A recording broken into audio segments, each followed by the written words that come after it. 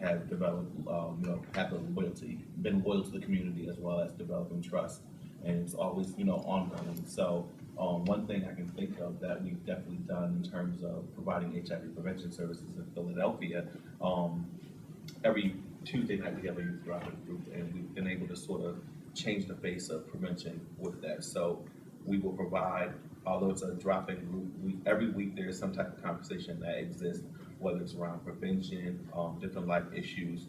We've also changed the language around HIV prevention. So for someone to come in and say, the group is from 13 to 24, and if you want an HIV test or STD test, they're not going to say I want an HIV test.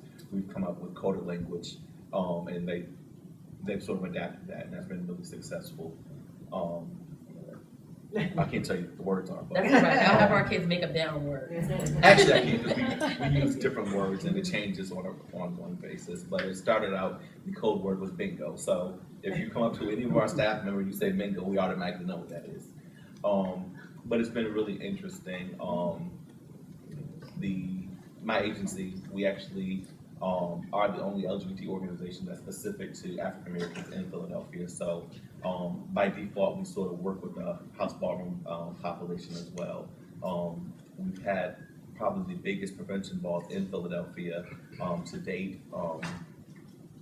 And me being a part of the house ballroom scene, I was actually able to bring back our crystal ball, which started in '97, and in 2004 went on hiatus due to funding. And in 2008, in 2010 we brought it back. So we've been having it, and it's been really successful. It's a free event. We've been able to incorporate testing through the actual event with, cash categories. The house that gets the most people tested will receive like $1,000 cash. So it really sort of creates the camaraderie going on in the house ballroom scene, because it's very competitive as well. Our last initiative that we did probably about a year ago, we had a syphilis initiative, which was interesting. Not too many people like to go get needles and have blood drawn. In Philadelphia, we have a high epidemic of syphilis. So we've been really able to sort of put information out into the community. We had a mini ball that probably had a couple hundred people there, and in order to gain access to the mini ball, either you can pay or receive a syphilis test. And this is the first time in Philadelphia that in one setting they were able to test 150 people for syphilis, which is probably unheard of, probably in most cities and states. So we were really successful with that. Okay, I can go next. A few things is interesting about being in the ballroom community and actually being a provider. One of the things I can remember, especially coming not necessarily from the background, as probably a lot of them have. I come from a retail management background, even though my degree is in psychology. I came from a retail management background, and it took my former supervisor, Lamont Scales, who now works for the CDC, to say, I want you to apply for this job. He said, I heard your name around, you've been in the ballroom community, you do this, you do that, can you apply for this job? And I said, of course, because I was already volunteering for Aid Atlanta, doing different things and helping them get people at different events. I'm hired for the job, went through the rigorous interviews. It was, yes, not like anything I've had before. But at the end of the day, I ended up getting the job. And one of the biggest things, I remember him asking me, and I still remember this to this day, this was a few years ago, are you gonna have a problem being an HIV man? I'm like, what do that mean? And he was like, because that's what people are gonna know you as. But, and that actually did come to pass, but that became a benefit, because I can go on Facebook at any given day and somebody from the ballroom scene would say, okay, Clint, I need to get tested. How can I do it? What's the best time? Can you connect me? Actually just the other day I had someone say, where do I go get STDs? Like, do y'all still do that? Do this? And I tell them, and I can get it hooked up because we do everything right in my agency. And I could just go over to one of my colleagues and say, I have a friend that needs to come up here at 5 o'clock to get tested for gonorrhea. Can you see him? And they say, no problem. So I'm gonna come up here and ask for me. And they can get it done. So I think that linkage right there by itself is very, very important. And a lot of it wouldn't happen otherwise. So I think that's an extremely important thing. One thing I'm very adamant about, especially when it comes to my agency, is giving back to the ballroom community, regardless on what capacity that is. We have an off-site center called the Evolution Center, and they used to do these panel discussions When they contacted me, said we want to do one on the ballroom scene. Our kids don't know what the ballroom scene is. They heard about it. They want to know more about it. So I put together that panel for them, and it considered pretty much trans women, trans men, females, and males of the ballroom scene that are considered legendary in the ballroom scene. And the kids, and I went to the discussion because I was just interested in myself. And it was a nice packed house, and the kids were just so in awe. I mean, I've never been at a situation where they were asking these people questions and kids are just taking notes, like it was class. But to them, it was class. They never seen this before, and they've heard so much about it. So I'm just very lucky that I'm able to bring that element to my agency and just help it, get the ballroom scene out there more in a positive way. I also sit as the chairman of the Atlanta Alliance, which is an alliance group. That's why we was talking about the Kiki scene. That formally reminded me so much of the Atlanta Alliance, which is an alliance of all the mothers and fathers in Atlanta. We meet once a month to talk about issues that affect us in the Atlanta ballroom scene. We develop rules and regulations. We have bylaws that you have to abide just to even throw a ball in Atlanta now. So, and that's just to cut down on all the extra that goes on. So I sit at the head of that and have been for some, actually I just about to give all that up, but I've been the head of that for at least going on 6 years now. And I make sure, as the chairman, to make sure everything stays in order, make sure that the Atlanta ballroom scene is always going to be properly represented, whether it's with CBOs or with outside entities, no matter what it is. I try to keep it because it can be such a positive force, and we are such a community with a lot of needs. So I expressed a lot of the needs we have now with my supervisor now.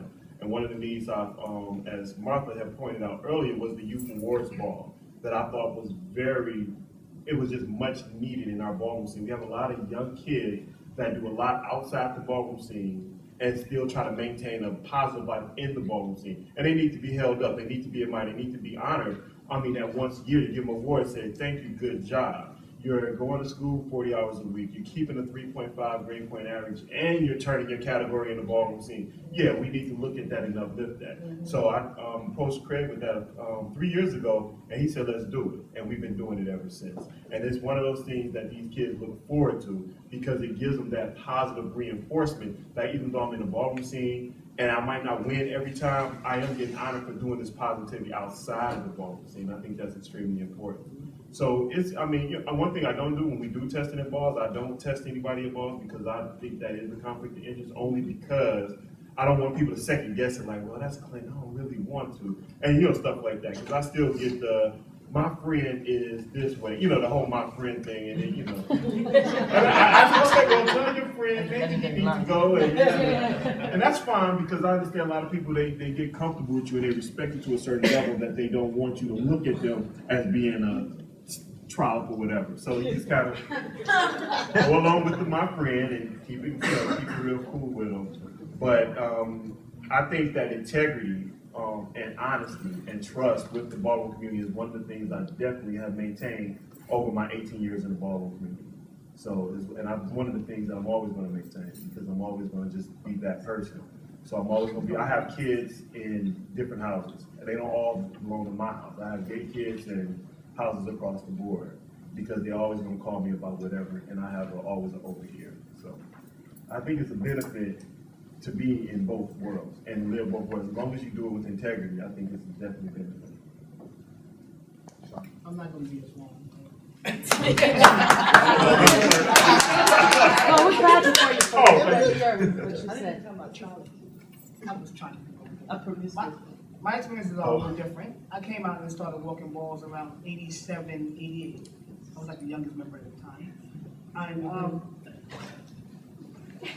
About 10 years later, I started doing prevention. So my contribution was I did condom distribution. I was like a peer leader. And at the time, I was working for Faces New York, and it was the Minority Task Force on AIDS at that time. And they told me to tone down the ballroom. Right? They told me that ballroom wasn't necessarily accepted in the workspace, even though that they were trying to outreach that community. So I couldn't be as ballroom as I was, and I had no idea what me being that ballroom meant. Right? I was just Sean, but they wanted me to tone down the ballroom. So for us to be in this place right now and to have all of these initiatives that are ballroom driven, it kind of freaks me out. But anyway, fast forward.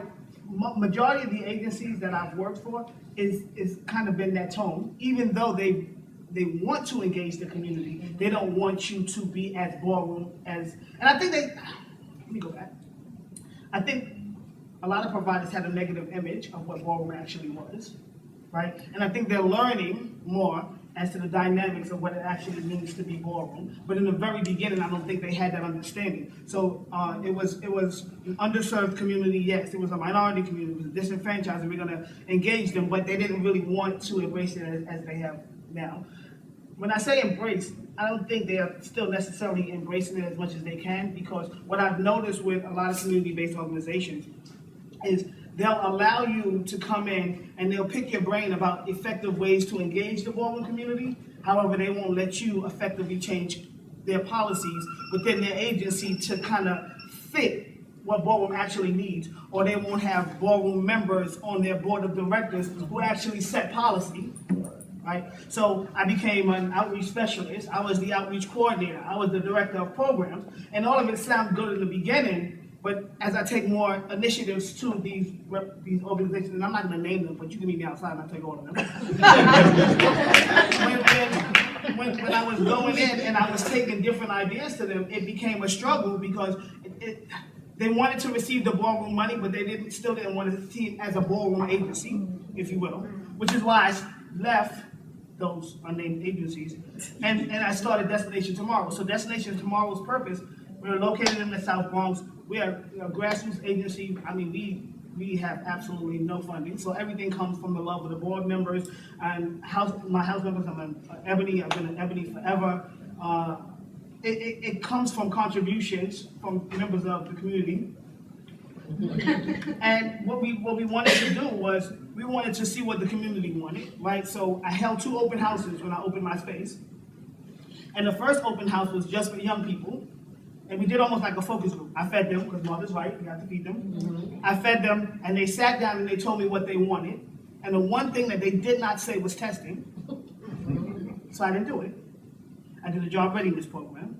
I have a computer lab. We have a dance studio. We have a drop-in group from 6 to 9, because those were the things that they said that they wanted. We held our first event, which was a gay prom. They wanted a Mardi Gras thing. Don't ask me why. But they came in mass. It was the first time the Bronx has ever had a gay prom, an LGBT prom. And the space, let me back up. The space that we're in the projects, right? So if anybody's ever been to New York, we're in a New York City housing development. So we had other members of the community that popped into our event at the same time. What I decided to do at that point was I brought a tester in. So we did a collaboration with another agency. They came and they did our testing. We got about 55 young people came to the event, which was more than I expected because it was just Bronx. But we got about 55 people that came to the event. We got 16 young people to test, and we got 2 reactors, excuse me. So it just let me know that we were in the right space, we were doing it correctly. I'm not gonna force feed them testing. I'm just gonna make it available as needed, and we'll take that approach. And hopefully I wasn't that long. Her quality of working, it's a struggle. It's hard being judged for being part of the ballroom scene and then working in prevention. I will be very transparent about that, but I know I've had conversations with Jay. I've called him in the middle of the night crying because they push you to get the community in, to engage them on different levels, to create all these amazing interventions, and then they push back. Oh, you're too ballroom. I've heard that so much, and I'm like, what is too ballroom? What is too ballroom? And this is where I'm at. This is how you're able to get all of these amazing numbers. When we're talking about numbers pushing, my numbers are beyond even imaginable because of the connection I have. Because I was part of the ballroom. I came in the House of Latex as a volunteer, and as an intern, and then as somebody working in programs, and as it just really I evolved into it like a youth will evolve into programming. So it's a struggle being assistant director and having that pushback and not being able to move up or move down because they're judging you because you are ballroom. And I think that it's something that agencies should work on, because you can't judge people for the main thing you want to come in the door. And I think that people need to really think back and think if you want a target population has to stay true to form. They are going to be a little bit that, because that's how the kids, because my phone rings all times of night. I'm in New Orleans. My phone is this is my personal phone. My agency didn't give me a phone, and the kids call me, text me. I just lost one of my young members. They were latex members last night. So just to think about the connection that I have and I've built with this youth and young adults, because I am myself, I open my doors to them 24/7. So I think that needs to be something like, because it becomes a struggle after a while. And you're like, well, maybe I should just leave this work completely and I'll just donate. Then you lose good workers and people that really want to engage the community. So that duality is a struggle. I have a question. Someone, if we can hold our questions. Oh, No problem. I just want to get through a few more of these pieces. There was a session yesterday about the CDC's Why Missing Young Transgender Grant, 1113. And in that session, there was a presentation, Dr. Swager and Renetta Brown talked about some of the barriers and challenges that providers were having with engaging populations specific to the grant. I don't know how you all who were part of that session felt, but I was annoyed and upset for multiple reasons. I think the part that bothers me most, and I am not going to get on my soapbox, but I think the part that bothers me most is connected to some of what you all have been talking about in terms of how agencies position themselves a certain way in order to receive funding, but don't actually have the capacity to do the work. And so it creates this host of other issues in terms of engagement, retention, and even access. And so I think in those situations, we're actually doing a disservice to the community. And how can we truly impact the SBA and impact the president's plan in terms of addressing HIV, the National AIDS Strategy, if this is the mode that we're moving to? Like, how can we really have an impact in that way? So one of the things that I wanted to talk about or bring up as a question to the panel is, back to your point, should providers hire house ball community members? As a person. So hearing about PS 113, and you know I have a dual role in terms of that. I actually chaired the reviews for the grant cycles of that grant initiative, as well as I led the consultation to help develop that RFA. And so there's a challenge when organizations are applying to receive federal funds when it asks you to document your capacity to serve a population. There's a couple of challenges. One is, how do you document to the extent of an employee's ability to actually say they're representative of an entire population? Can they really represent a group? Can they really represent themselves? That's part one. And two, when they say documented history, a lot of the review had to deal with, well, what does documentation look like? Is it that you had some event where ballroom people came out to support the event, or were they involved in the development, implementation, and the actual evaluation of those events? And so I think that part of what I hope that people will do in the future when it comes to dealing with any federal bureau around grants and grants management is really to think through what you think are qualifiers for documented capacity. Because that's the only way that you want to see ballroom people really represented accurately in terms of their expertise and their ability to mobilize other ballroom community members into programs. You really have to come up with some qualifiers. And maybe some post work for legacy to do would be to use this group to convene some of that and provide a letter or some recommendations to CDC, to SAMHSA, VRSA, Office of Minority Health around how do we start to do that. And the second piece of what I would say is that you've got to talk about you have to believe that ballroom people have value, first of all, as providers.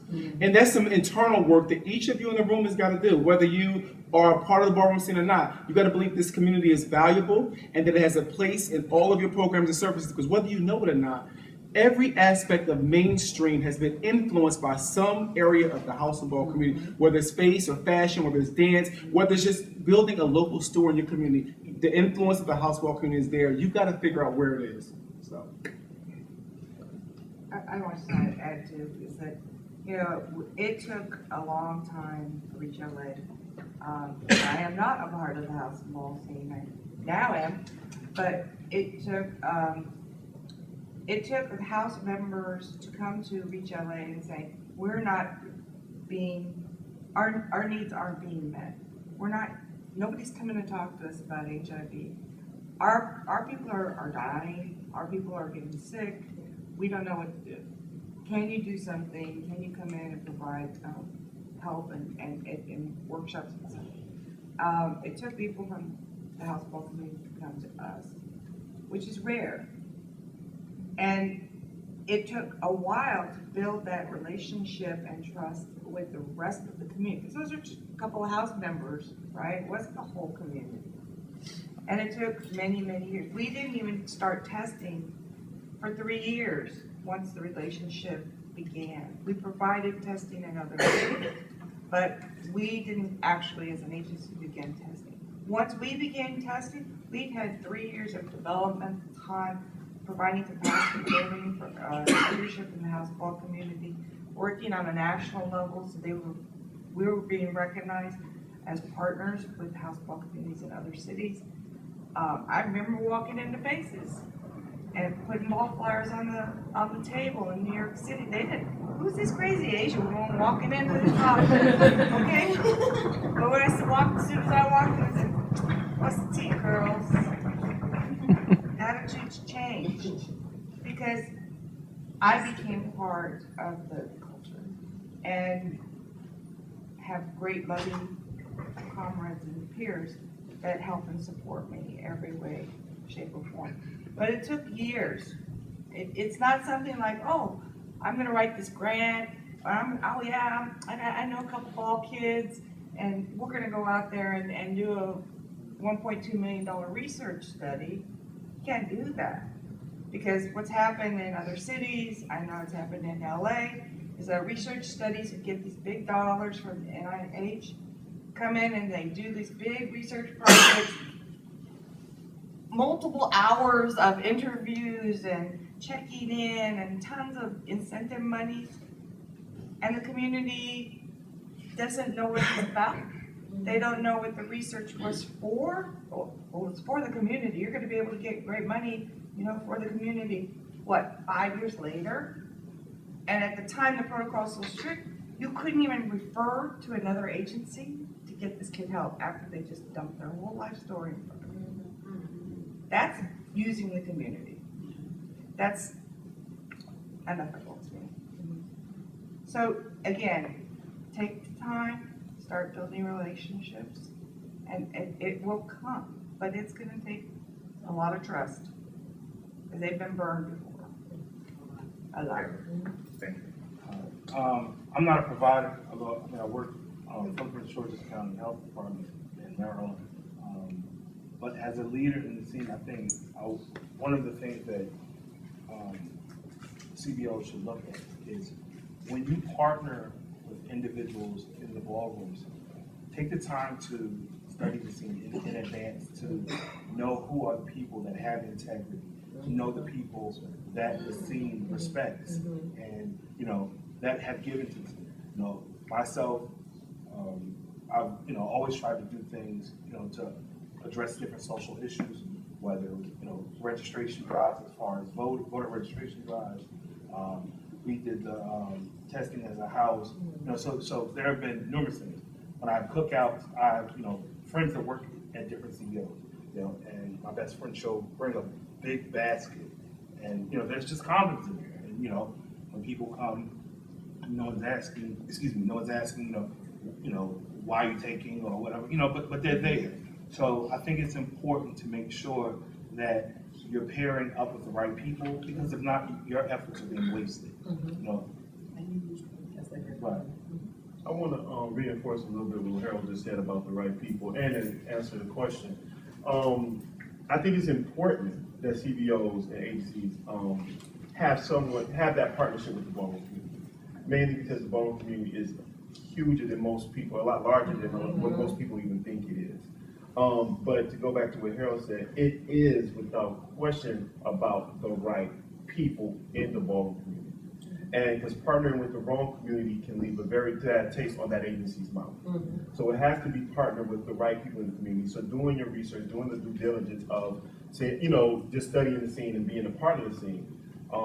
is a great thing, because I think it does a disservice to the ballroom scene when you don't have anyone on your agency trying to, working from the ballroom community, and then you're just an outsider going in to do testing, and then you leave. And like Martha said, you come and do these huge studies, and then you just leave us. That's a huge disservice. There should be someone there that keeps that connection going, that keeps that, where the ballroom scene can call on or lean back on when they need a service. And if that agency can't provide that service, they know how to direct them to an agency that can. So that is very important that agencies do have that connection with the ballroom scene by having staff members on their payroll, not just outreach workers. Senior staff. Some actual, a paid staff member. Senior. That's, yeah, I got you, Sean. But I think that is very important. But like Harold said, it has to do with the right people. I've seen the wrong people in the ballroom scene get approached by agencies, and they do all of this, and then the agency gets burned. And then now that's one less that the ballroom scene has to look for support. So I think it's very important. David, and then. Okay. I was going to say that sometimes agencies hire one person from the community and think that's enough. And, a lot of work falls on this one person. I was actually hired with my agency several years ago because of my affiliation with the House Ball community. But I was also new to the scene as well. So it was very difficult for me to, first of all, develop this huge program for a community, and then two, engage an entire community that I was hired to do just because of my affiliation. So having multiple people, creating councils or partnering with like a ballroom council in your area will definitely help the process of engaging the community as well, and not just thinking that you have access to this whole community just because you hire one person on your staff. And that's very important, not to just, and that goes with anything, even outside the ballroom community. Hiring just one Black MSM in your agency to do all of this work is definitely a no-no. It's not going to work. In Philadelphia, we have community agencies that try to work with the ballroom house community because our community is sort of looked at as the cash cow. The hot ticket. And with that being said, is that it's really not genuine concern for the community, but because you get your numbers with this community, we're going to do that. And I think that in my role in working at the organization that I'm at,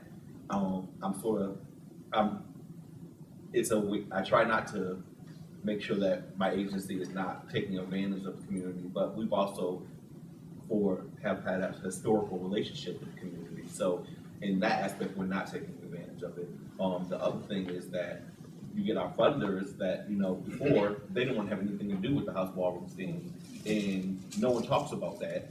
For years, the house ballroom scene has been its own support. We have had our own resources, and we, like Martha said, that we take care of each other. So with that being said, we still continue to take care of each other. So when a possible agency comes to the ballroom scene and says that we want to work with you, we're sort of looking at them with a little side-eye saying, do you really want to work with us? Or, what's really going on? I just want to add also that the house ball communities was around way before HIV. Yeah. I'm glad you said that, because that's essentially what I wanted to say. And though I think hiring Black MSM, Darren, which is a good point, or members of the house ball community is a great first step, I don't think it's the end.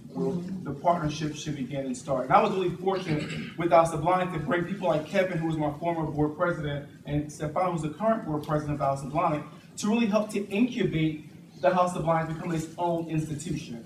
And so that is an opportunity that exists for CBOs to look at a long-lasting relationship, long-term relationship with houses to really help build their infrastructure so they can be their own 501c3 institutions, if that's the path or trajectory that they want to go down. And I think there's some mentorship that can happen both ways, bi-directionally. Some mentorship around the house ball community, really being able to teach organizations what our core beliefs are, our fundamental operating principles are, who we are as a community, that historical kind of cultural piece. And then you can really help the houses really understand how organizational frameworks are. You know, how do you write grants? How is it you manage programs? What is a policy and procedure manual? What is the bylaws? How are board meetings kind of happening? And so I think that there's that long-term relationship we can start to think about incubating now that really shows your commitment to a population of people that I would not say a subpopulation, a population of people that is not only in need, but are as valuable as any other population that's ever lived in this world. No different. So I want us to think about that as we move forward. I'm gonna take a few. Kevin? One of the things that always hits me when we talk about like agencies doing work in the ballroom community is this, you know, when y'all were talking about hiring people from the ballroom community, I'm kind of in the same place as Jay, but I also, like, I've been the black guy, you know, at the agency, or I've been the gay guy at the agency, and I think that agencies often have a way of pigeonholing people, you know, and so you're here to do this work, and regardless of what skills or competencies you bring, this is the work that you're here to do, and that's it, do it. And so I think that there's a way, and I think it was Sean who said put members of the ballroom scene on your board, and you know, like, how are people from the ballroom scene represented in your organization? You know, not just folks who are doing outreach to the ballroom scene, but are these are brilliant people. You know what I'm saying? Like, some of the most brilliant artists, some of the most creative people I've ever encountered in my life. Marketers, you know, like, just brilliant people. And it's really hurtful to me to look around the country and see these folks that have been pigeonholed in these, you know, these different agencies, and a lack of recognition of the brilliance that is coming from the ballroom community. Nina, I'm sorry, I'm gonna do numbers. 1, 2, 3, 4, 5, 6. I think what Kevin says, and what Damon said, I think they really connect, because I think that part of it is, you know, a lot of times that may be the entryway into an agency. So it may be that the person is reached out to, or the person is even identified by the agency because they had a relationship with the house ball community, because they had knowledge of different groups. But then I think that as mentorship, as support, as some of those other skills are identified and they start to get involved in other things, I think those are the things that help agencies come to recognize that, you know, there are some other skills, you know, from an agency. I think one of the things, and this isn't just for people in the house ball community, but in all communities represented by our agencies, a lot of times people do get hired into the position they get hired into, and it may be years later when they're leaving that there's a recognition of some other skill sets. And so I think that what Damon said is really important. If there is also a skill that somebody has, it's important to sort of mentor that skill and support that skill, but also as a member of that community, help get engaged in things that bring that skill to the forefront. Because it may not sometimes be to be identified. Looking for that stuff. Exactly. You know, like, as opposed to, like, folks get the jobs that they get, but there has to be a vigilance if you're working. Like, I love that Reach LA's deputy director is a ballroom kid. You know what I'm saying? I love that. The Legacy Project chose to hire Damon, who's, you know, qualified in you know, immeasurable ways, but he's a ballroom kid, essentially. And so there are often people that you can find that have skill sets, but also have links to community. And I think that if you're an agency that wants to work with Black people, if you're an agency that wants to work with women, if you're an agency that wants to work with the ballroom scene, there has to be a commitment to really working with those people, and a commitment to being open to how your organization is going to be shaped by those communities that you want to ultimately reach. Thank you both. Number 2. Yeah, I have a quick question about employment and funding. My name is Nana. I'm coming from British IV in San Francisco. Really quickly before that, I wanted to affirm something that Daylon just said about reach and influence, because the Black community, particularly in the United States, has always been, had a strong legacy of trend setting and being inventors and not being appropriated. Right. And I think it's really important to note that in terms of it being quite infuriating to see the levels of unemployment and in that context, in terms of really being creative and creative industries dominating in a place globally, because I come from a global economic development background, where you see reach, and I lived in Taiwan and was in public performance spaces where you see young people essentially voting. So I think that's important to note. The question about employment and funding, though, is maybe it's a crazy question, but diversifying funding in terms of corporate social responsibility, because I see these designer names. To what extent have designers, particularly in places like New York, been involved in employing and being involved in the ballroom scenes to link people to employment? That's good. Thank you. Number 3. I'm sorry, are there any examples of that? Like, that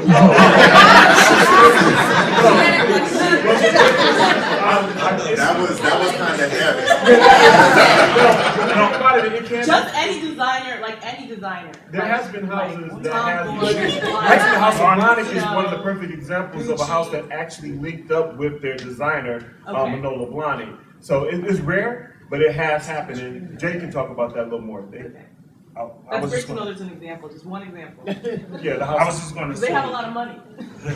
I was just going to say that historically, I think the stigma that was with the ballroom scene prevented a lot of designers from even, supporting or acknowledging, the House of Blahnik. Yeah. But I think we were lucky because we came out with, at the time, we were 6 years open, right, as an organization. But we had the scholarship initiative that was kind of in vogue within our community. And so that became one of the things the designer actually liked. And in terms of resources, we had a good friend of ours who's now doing our strategic plan, Dr. Perry Monastero, who's been engaging the designer over this, like the last 3 years, for him to back our scholarship fund. And it looks positive, but you never know. First is a language issue that we're overcoming. Yeah. So we're translating everything until that his team can understand it. And so the storefront that we've initially approached in New York is not, in fact, the headquarters. And so you have to deal with all those kind of barriers of how to get to the actual designer himself in his actual camp when there's multiple sites around the country, around the world. So. But we have been engaged. And he has spoke affirmatively in international magazines and stuff about the work that we're doing. So. Oh, that's wonderful. Yeah. I don't know if anybody has heard of the Scissor Sisters song. It's a Kiki. What's a Kiki? Yeah, so I engaged her to come and judge at the awards ball this year. And I'm pushing her to try and do some things to raise money for the Kiki scene because, she's made so much money from that song and kind of like capitalized on that word Kiki. And the kids were kind of like, is she donating? What's going on? What's happening? So trying to engage her and see. But she did come. She stayed through she came from the beginning, 2 hours in for us to start. She waited, stayed to the end, loved it. And, you know what I'm saying? So we want to make sure that we engage her more. Yeah. Number 3. Yeah, I'm from Indianapolis, Indiana, and I was involved in this HIV industry in the late 90s, early 2000s, left, but now I'm back. Been 4 months back, and our agency is engaging in the ball community. And one of the things that I want to push is that we've got people with talent and creativity. You can see it, but some of the upper management want to push their talent into a cubicle like some of the other employees. How do you fight that when you see that this person definitely has talent? They can do things that we can't even touch. How do we work to get what we need programmatically while tapping into their talents as individuals that we can see? What ways can we use to blossom and encourage people's talents without having them being pressured? When somebody said, well, you help us out, get numbers and this and that and reporting, how can you build that relationship without even putting that pressure on them when we got people that can do that? we need this person's talent and expertise at the table to let them be who they are and blossom them within our agency. How can we do that? It may sound cliche, but I would say do an asset inventory, figure out what you currently have, do a gap analysis, what's missing, and start to move people in places that support the gaps in your organizations and really highlight the talents. It may be the easiest thing you ever heard in your life, but it really does work. I mean, it's so basic that it's too easy. We do it in the House of Blahnik. I mean, we have an incubator program that's social entrepreneur as well. So we're training the dancers on how do you market yourself? How do you recruit people for your classes? Can we strike a deal to find people that want to come to your classes that would get a free HIV test for 5 classes? You know what I mean? So it's trying to teach them how to think differently about their skill set. How do you do an audition, especially in LA? Okay? How do you take a rejection and criticism? Those are skill sets that we really work with our teams on in our dance program. And it's really helped them to kind of like really decide, do I want to be a dancer or do I want to be a choreographer? I mean, because there's a big difference. And the experiences and gigs that we get from, we just performed at a big event for Encore for AIDS Healthcare Foundation, which was like this huge gala on stage in front of like 500 people, and they were amazing. But when we talk about diversified funding, we were able to go to our state Alliance for Traditional Arts, California, to convince them that Vogue Band is a traditional art. And we were able to land some dollars from that, from the folklore, you know, because they fund folklorical, Japanese bone dancing, things like that, to convince them that it was an American art form, and we have it here with us. So that's another first. I think a way an agency can assess such as your skill set. For instance, I have a degree in advertising and marketing communication. So when I was at GMHC, Arbor Santana pushed me to use my graphic design skills and because I designed all the latex ball flyers till 2006 when I left the House of Latex. So that built my graphic design skills. I went to HMI, and any of the social marketing campaigns that the kids come up with, I designed on. I stopped designing now because you're not paying me for design. I'm not designing anymore. But I've used my skill set to create award-winning social marketing campaigns for the community. So that was kind of putting me where my passion was at, and also events planning is one of my passion. And events planning is a big thing that you need for putting on an event. So for me, putting on the House of Latex Ball with 3,500 people, to putting all the major events that go on at HMI, from small scale to large scale, built that skill set for me. So I guess having that push, but sometimes I push back and say, I want to do this, let me do it. But it would be nice to go and sit on the development board and then do events, but they don't have me in development. I'm doing the events just for the key-based interventions. I think that's because what you're saying with your question is pretty much they're doing the cubicle work, but then they have all these other talents, but there is not being fostered. Right. Okay, yeah, I would. But the main thing I would do is, okay, they're doing their work, but then encourage those other talents. Do other social events. Whether if those talents are dance, let's find a space and let's do. I think Martha has one of the best models when she presented up there. Just foster those talents. I mean, just because you do this, don't mean you can't do that. And then once you foster these talents, maybe you can put on a show or put on something for your agency. And they go, wow, you can do all of this? And, just foster that and let them see. And then I can think that's still their outlet. They don't have to be confined to the cubicle because that's right there. But they have these other things, and you can help them foster it, or other people at your agency can help them foster that. But it should never, ever be just kept in a box. Help them with that. I just want to say, with that kind of change, it has to come from the top, though, right? So the frontline staff can say, yeah, we're going to nurture it, we're going to encourage it, and you guys can do X, Y, and Z. But if upper management decides that it's not feasible, or it's a waste of company time, or a waste of that employee's time, then it's useless. So I think what you have to do is you have to get buy-in from your upper management or your senior management and your board. If they don't have buy-in and they don't understand how valuable those resources are, and they have to see them as a resource, if they don't see those talents and tools as a resource, then I'm trying not to be angry. I'm normally an angry black guy.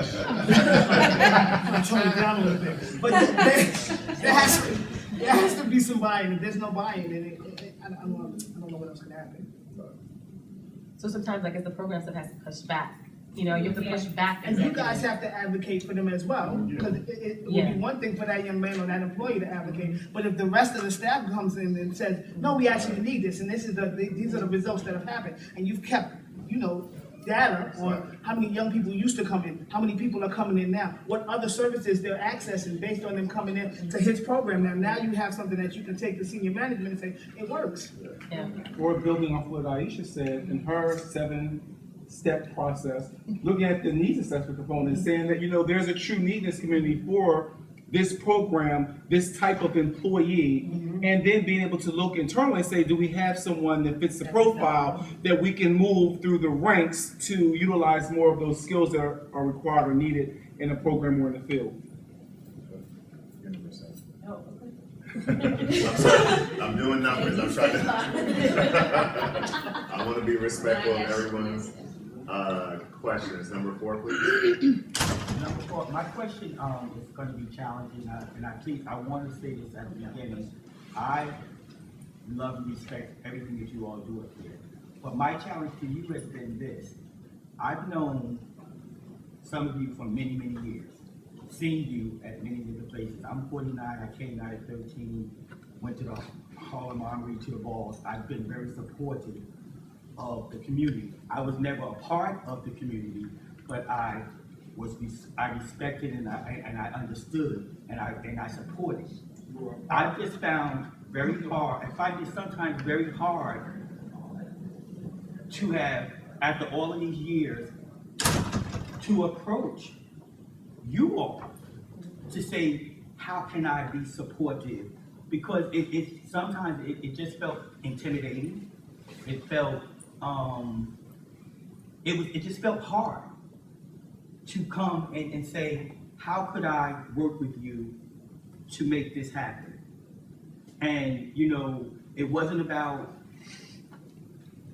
what I'm saying is, I just, how can, for those of us who've been around, who might not have been a part of the ball scene, or who were part of the gay scene, who were part of that whole life that we all lived, I didn't feel as if I was valued. You understand? It's just the opposite of what you were saying, how sometimes the ballroom kids didn't feel valued. I didn't think that my opinion was valued with you all. I have a lot of expertise, a lot of work that I could do, and I'm just saying, I heard somebody was in USC in Charlotte. I'm in Fayetteville, and I didn't even know that you were there. You know what I'm saying? And I'm doing a lot of work there. I need you. And to not have you there to say, this is what's going on, this is what we can do, this is how we can collaborate. You understand what I'm saying? I know that I might not bring that skill set to that, but I'm very open to finding those who do have it and stepping back and saying, help me to do this. But I'm saying it's been very, very hard, and I've been coming to these conferences for a long time. I've been seeing a lot of you for a long time, and I've been asking for help for a long time. Well, for one thing, and I tell people this all the time, don't allow perception to be reality. A lot of times people see me at a ball and they will think that's how I am. That's how I'm in that environment. I think that with any of the people up here, if you want to engage, in working with them or expressing your concerns or ideas, also remember this, that, a ball or a club is not necessarily the right environment. So, maybe express to the person that, hey, I want to share an idea with you, can I get a number for you? And then, see where it goes from there. And then, once a person is outside of, the ballroom setting, outside of the club setting, they'll have the opportunity and in the right state of mind to, be able to receive, right, to be able to receive what you're saying, what you're sharing. So I just think that a lot of times, even when, I'm out at the club and, kids will come to me and say, hey, I'm interested in, being in your house. This isn't the place for you. I'm not here for that. You know, so I don't want to seem rude and, you know, just turn them away. However, you know, we can have this discussion, you know, at a different place and at a different time. I do want to say that on the national convening that we have broken down, because we had these meetings where we had to break down egos. And at this point, to affirm what you're saying, a lot more leadership is more accessible because we're breaking down the egos and those glass walls and that hierarchy thing. So we are on the same level and you can access us anytime, anywhere. Because you know what? We have to have those hard questions. When are you going to check your ego? How can somebody really attack? Because you know what? We do, some people have, I'm icon, I'm legend, oh, I'm not talking to you, I'm not talking to you. But I'm telling you that we are actively working every year to make sure that we're breaking down those, deconstructing those norms of what ballroom hierarchy is and making ourselves accessible because we are realizing that HIV and STIs are impacting our community on grand scales. So we need everybody at the table. I would just add that I hope this conversation highlights to some degree the level of fear that we have with providers. Yeah. And so, just like you may have, and I've worked with you a couple of times, so I get a chance to talk to you in a different way, the same way that it may be intimidating to approach some of these larger-than-life egos that we carry around sometimes. And it's true.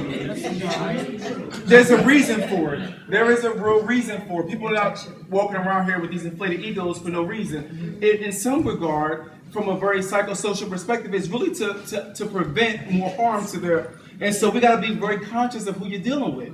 And so as you're approaching people, recognize there's some fear too. Just as much as it is for you to come to them, it's some fear that they have to deal with you. And what that may mean that you may let them down, that you may take something and rob from our community, that you may use them as a fall guy in some ridiculous scheme or some ridiculous program. So just take that little bit of information and understand that exchange has to happen from a place of transparency and a place of trust. And it takes some time to get there. So I would just add.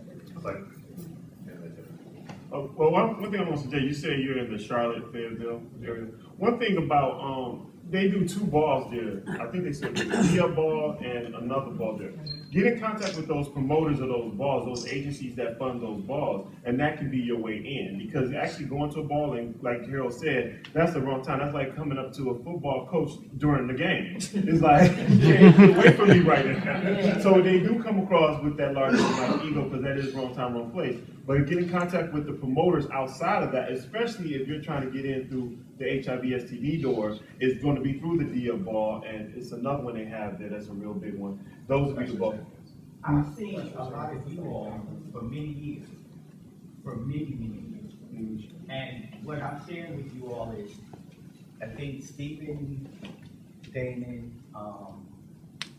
and it took me, and honestly, it took me a while just to come up and say something because I didn't know.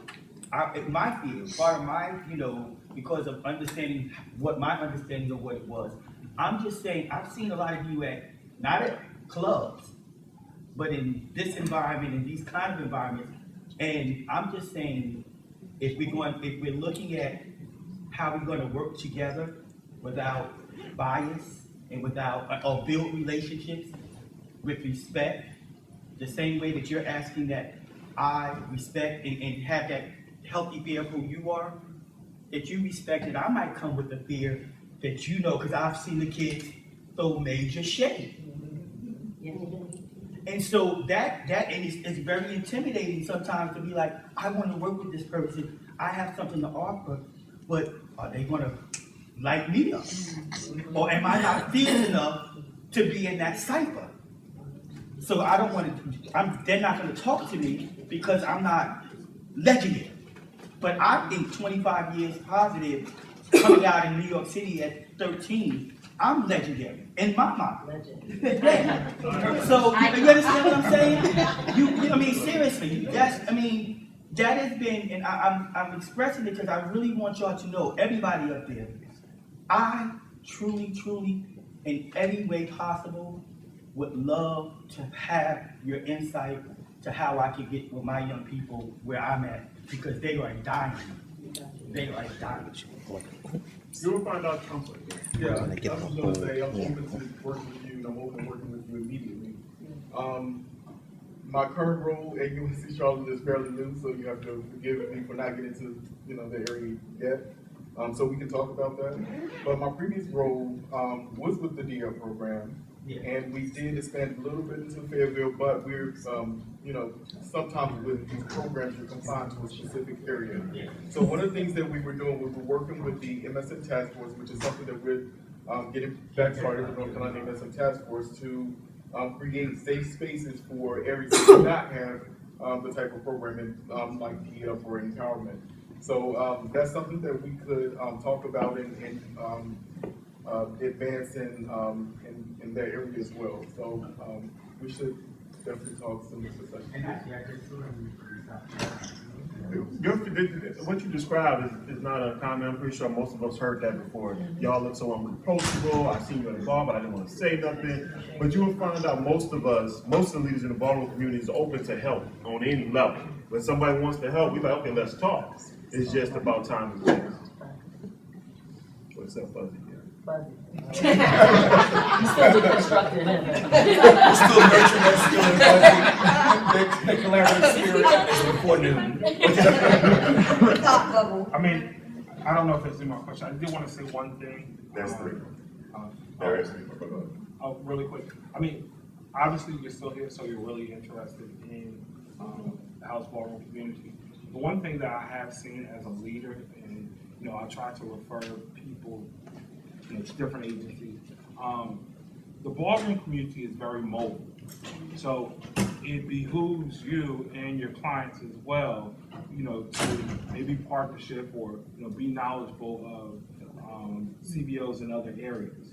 So just like if you're in Indianapolis, the kids in that area travel to Chicago, they travel to Louisville, they travel to St. Louis. So I just think that I've seen people move and, they may have a caseworker somewhere that can't tell them anything about what's going on in the next state or the next city. So, that's something to consider. Thank you. Number 5. First of all, I just want to thank all the panelists. I think this was an amazing presentation, and hopefully it'll be the beginning of a dialogue. One of the things that I want to just take a minute to say is a lot of the organizations that do work with the ballroom community tend to be the larger LGBT organizations. And one of the things that I think that we have to acknowledge is that for a long time, there was a chasm between the larger LGBT community and the ballroom community. And it's interesting because I feel like, just like with African Americans and Latinos, based on some of our experiences with research, then we became the culprit of kind of like delaying research. But you need to have a relationship, you need to develop a relationship. The reality of it is that for the first 5 or 6 decades of the ballroom community, that larger LGBT community wanted nothing to do with them. They were frivolous, they were transient, they were window breakers, they were crafters. And then when the epidemic started to shift to Black and brown men and transgender individuals, there was a level of relevance that they then took on. And while the culprits of that particular chasm might not be in this room, we need to realize that we're all subject to it. And I think until we can have an honest dialogue about that, that chasm, that paradigm will continue to exist. And one of the things that I also want to say is I like the fact that Aisha and Damon talked about the evaluations of their efforts. Because to the extent that you can then go back and say, this is what was developed indigenous to the community, and this is the proof that it works, that creates and it opens up doors for additional segments of the community to then have a larger and a more louder voice in the way that prevention is done. I don't understand why there's no funding for you to be doing TA around the country or around the world on how to set up Kiki. I don't understand why, but one of the things that I am very encouraged about is you said the possibility of drafting a letter from the community around how organizations are vetted. Because I think my concern is if you can write a good grant, you can get the money. And oftentimes people get the money and do more damage with it than they do good. Thank you. I want to also acknowledge that Donald is the chairman of the board of directors of the House of Blahnik. Nice. Guys. Number 6.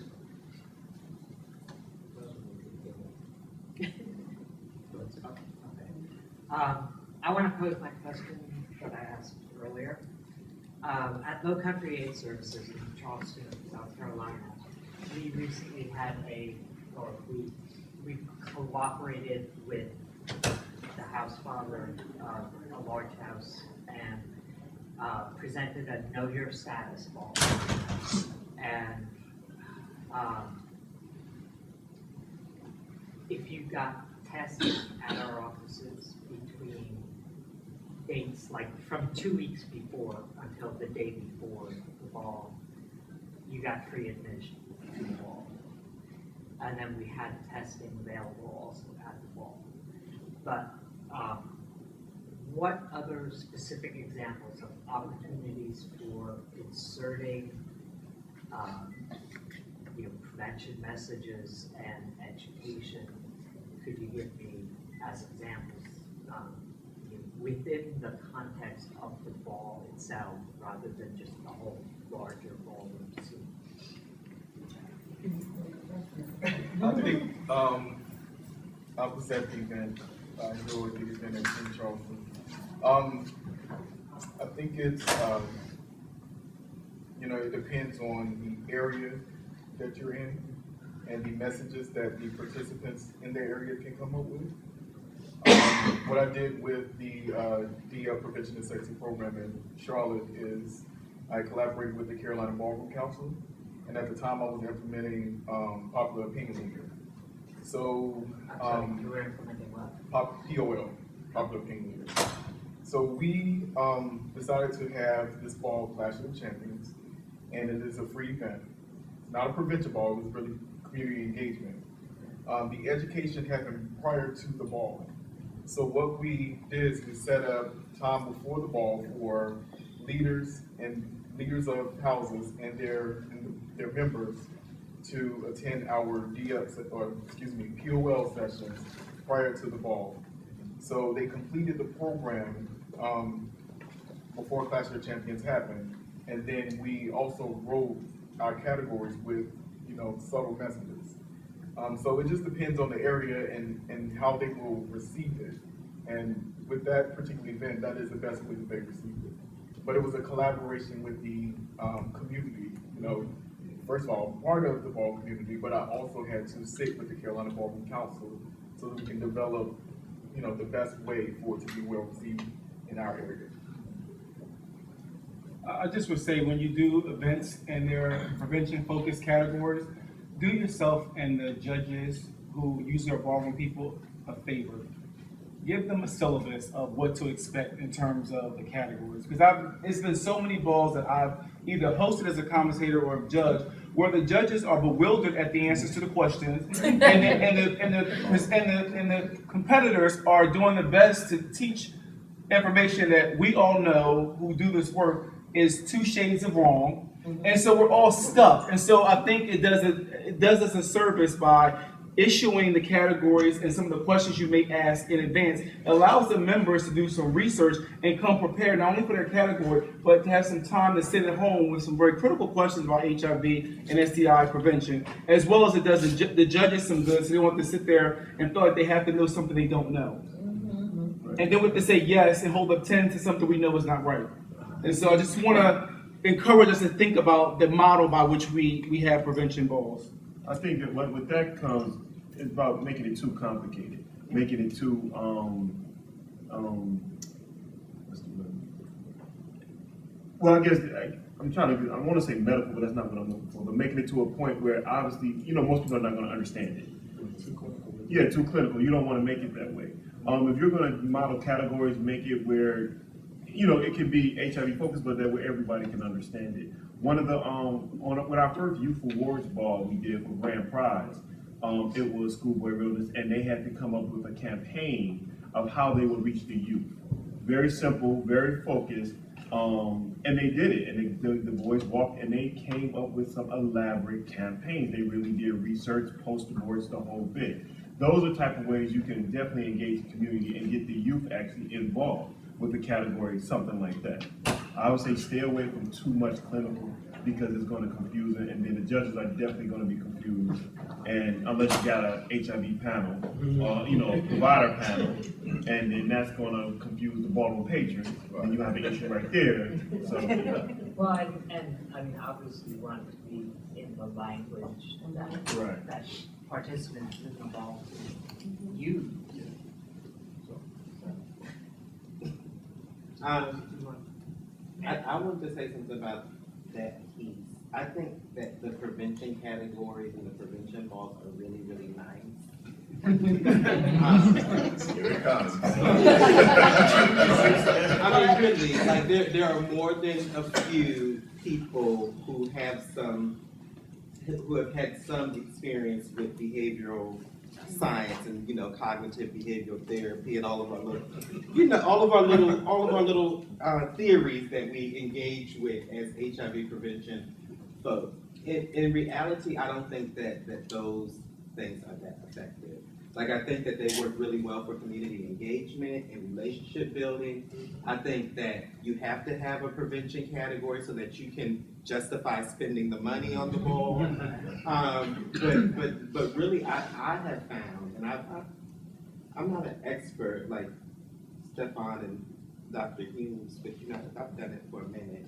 But I found that the best way to really work with the ballroom community, if you want to, is to build relationships with leaders in your area and to work directly with houses and do a lot of work outside of the balls or leading up to the balls rather than trying to throw a ball and have I have seen too many in my life. If I never have to see another outfit made out of condoms in my life, I'll be okay.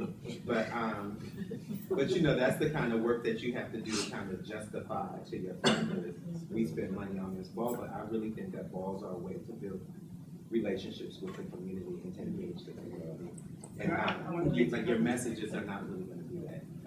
Something that really worked when I was at the House of Blahnik, we had a convening of all the leaders of how before the ball. They planned the categories, they planned everything. They said they wanted statistics in between each category.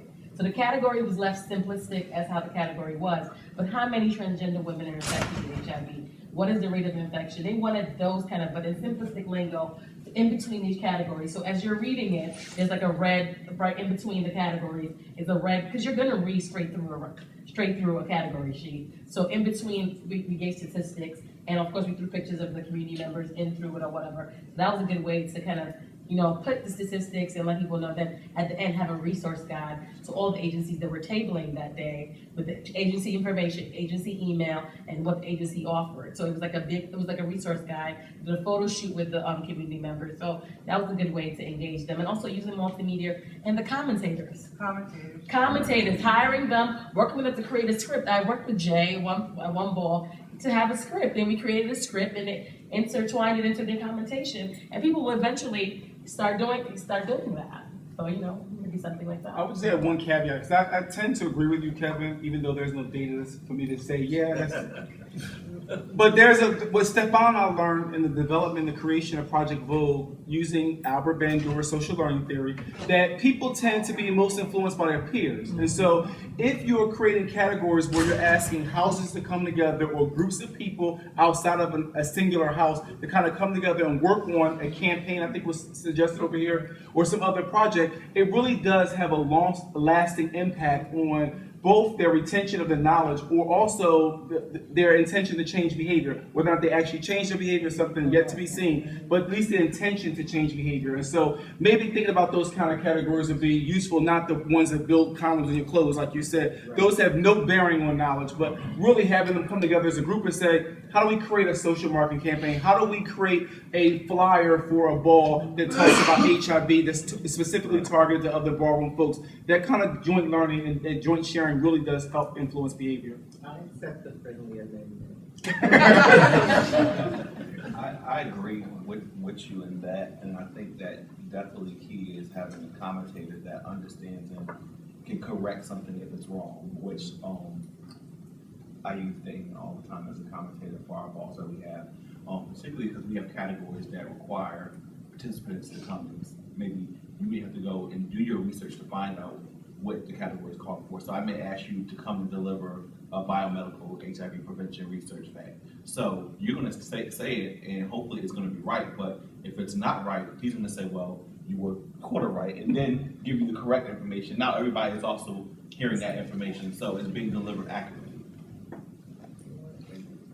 I want to go to number 7 and then to. My question was around support for your community. A lot of the issues that we're talking about are intrinsically wrapped around race, and I think when we don't acknowledge that, that is maintaining a lot of the oppression that we deal with consistently and on a daily basis. So I'm concerned about how you support one another as a community, because we're talking about race, we're talking about racial appropriation, assimilation within these organizations when you come from your talented spaces and then have to sit and then need the top down to kind of support or not support. So I think you all should consider forming a community within your community, like a network of leaders that are being these people, that are being these advisors, these people that are in the know, beyond the folks that are in the know, to support your work and your process. Actually, that's pretty much what the national coalition is doing right now. We're still at this. Well, I can't call it the start stages now, but we've been building almost like a hierarchy within our community. It was a need that was realized that we needed. And Martha was actually at Reach LA convened our first meeting a couple of years ago. And we said, okay, there is a need for the ballroom to have some type of structure, and we need to be able to support each other on a level. So we've been working on that, and we're continuously working on that. So I'm glad you recognize that it is a need in our community. But yeah, we recognize that too. We're working on that. And I'm from Charleston, South Carolina, Low Country Aid Services. And we had tried to get into the ball scene, I guess, a while ago, and we had some resistance, and then they pretty much came to us, and said, now we're ready to get involved. So we're just starting, and it's a small, very, real small community where, not everybody wants to share their status, and people on the DL and that sort of thing. So I kind of have a two-part question. One of them is, how do you kind of, I guess, identify some of the stakeholders? Because some of the groups I feel in our area are kind of competitive towards each other, but they kind of don't like each other either. And then I have my second part of my question is on the case management end of it, and this is white girl realness. Are there certain questions? Is there certain questions, I guess, a case manager can ask during an intake when you're meeting a client? Ours are kind of transient. We're coastal, we're getting kids from all over, and it's all young, to kind of say, do you have a house affiliation? You know what I mean? Have you been associated? Are you in the ball scene? Just culturally competent questions to ask them where maybe it'll open up a little bit. Some of them, oh, this client's the son of whoever, and he's the father. And I'm like, okay.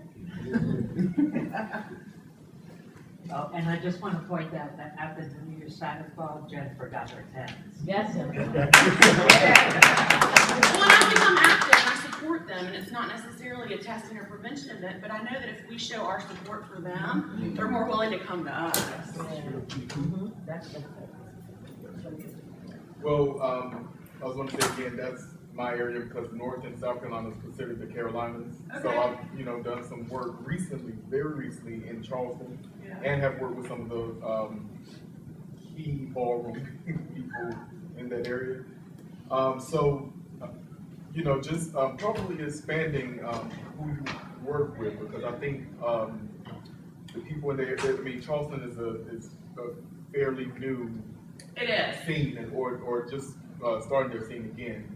So the people in the area may not know how to navigate through the house ball scene themselves because they're new. So just expand who you. So it's not that I don't necessarily know who they are; they don't know who they are yet. Sometimes. Exactly. I think we might have different responses about the intake and assessment. I feel like it's okay to ask, but you gotta figure out how many or who in the ballroom or who are you serving in terms of the ballroom community? Is it enough to put that on any of your paperwork? You know, how will, you know, are you willing to, you know, or should you go that route? But I think it's okay to ask. Don't assume that every MSM of color that comes into your office is affiliated with the ballroom community, of course. But if you have a special, you know, risk assessment form that's specific to a program, it's okay to, you know, have a line to say, are you affiliated with the house? Just so you can be able to recognize who's coming into your office. And quite simplistically, I'm seeing a lot of Carolinas here. Why don't you guys get together and create a coalition? Yeah. That's it. Right now, right here, y'all all in here. Y'all can exchange. No, coalition of CBOs. And there's already one. It's just that we're Maybe so ballroom spread. specific, and then it could be Google Hangout. It could be a phone conference. But if you guys are talking, you will know who the key stakeholders are. You will know what's happening. So right here, right now, I think the Carolinas need to create a CBO coalition because you guys can all work together and work more in tandem with what's going on in that area. Also, it's going to help when you're networking, when you're having to refer kids who are jumping from city to city. And then y'all can have a meeting. I guess that should be pronounced first, though. Because if you have a question on your assessment that says, are you affiliated with a house, and there's no reason behind it, then it's pointless, right? So the question has got to be linked to, are you going to be able to link services across this, within the state, and then maybe even connect post or outside of the state Londons? And then the other thing I would add to your initial question was around identifying like leaders and stuff. Ballroom has multiple layers.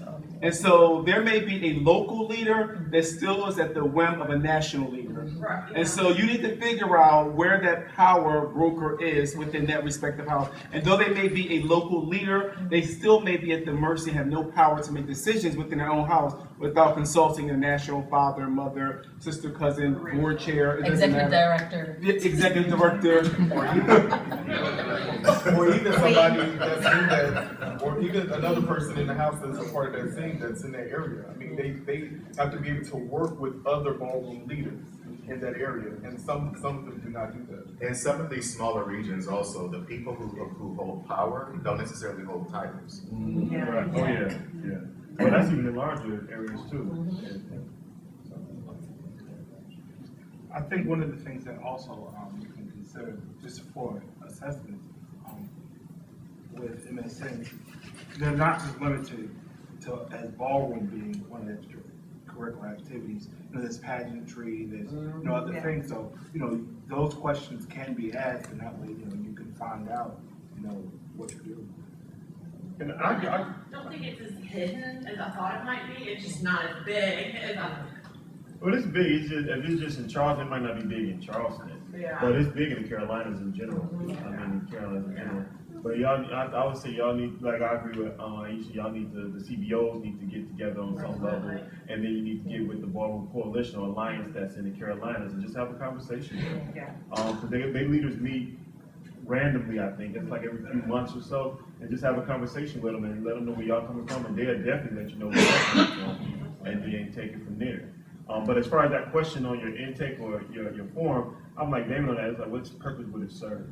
And then if it doesn't serve a purpose, there's no reason to ask it. But if it's to meet a goal of yours, or it's where you can try to identify certain things in this community, then yeah, by all means, I don't think no one would be offended by it. Just treat it like any other question or any other thing, just with sensitivity. But I also think you list that question, then list other communities, sub-communities, like are you in the pageant drag scene? Are you in this scene? So like the 5 scene, are you in this, are you in the skater scene? Whatever scene happens there, like list a couple of the sub scenes that happen, and then it's not just like pigeonholing one community. I want to acknowledge that we have slightly went over our time, and this conversation has been amazing. So I want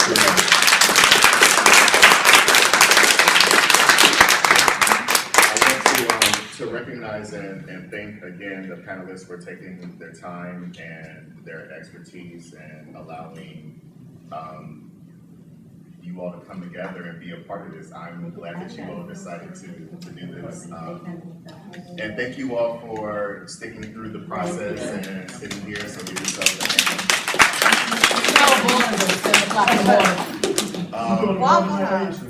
So I have business cards. If anyone needs them in there. obviously you can talk to any of the panelists.